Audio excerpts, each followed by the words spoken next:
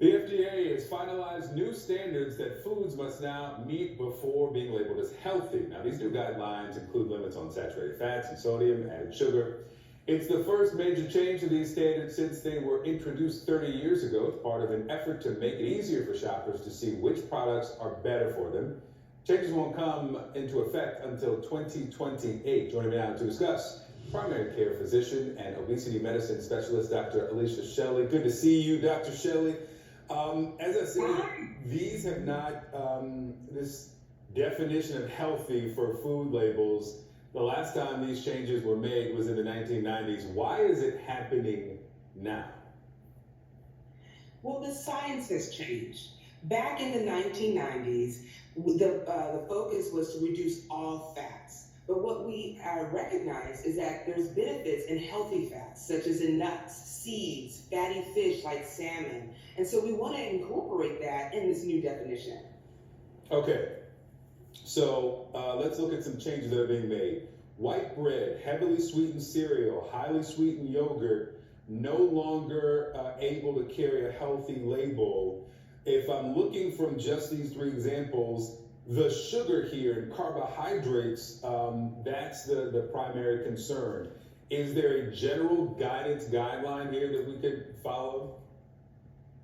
Yes. So what we're moving to is having more whole grains and limiting certain fats and sugar that are in the food.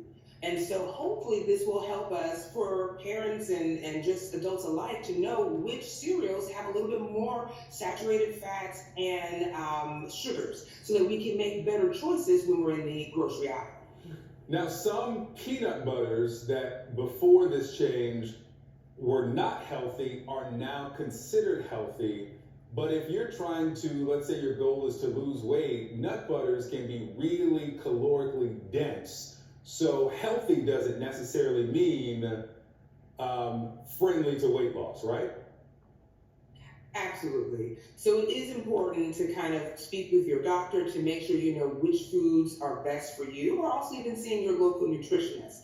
But certain foods have a little bit more more calories, and so you do want to limit how much you take of them. So definitely it's important to eat in moderation.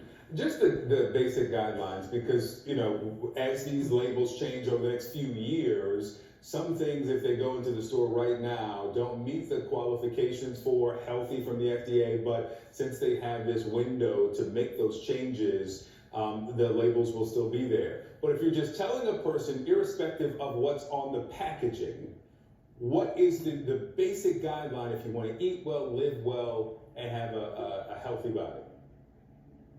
So it is so important to have, like you said, a balance in the food that you eat. So making sure that you are eating the foundational foods, like your fruits, your vegetables, making sure that you have protein, like not only just your lean meats, like your turkey, your chicken, your fish, but then also considering things such as beans and legumes and things of that nature that can also provide healthy protein. So it's important to have that healthy balance with all the different food groups. So, and go ahead. And don't forget, you definitely need to drink water.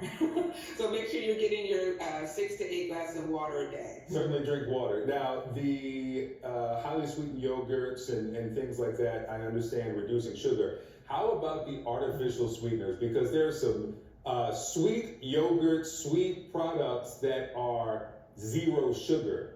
Are those healthy? Yes. So it depends. The science is still out as far as the different certain sweet alternatives. One thing I would say that's a little bit better than the sweet alternatives are going to be your stevia type of sugar, and it's best to kind of stay away from your aspartame. So there have been studies that looked at aspartame and how they have some negative effects. So it is important to kind of focus on more the different types of alternative sweeteners like stevia. All right, Dr. Alicia Shelley, thank you so much.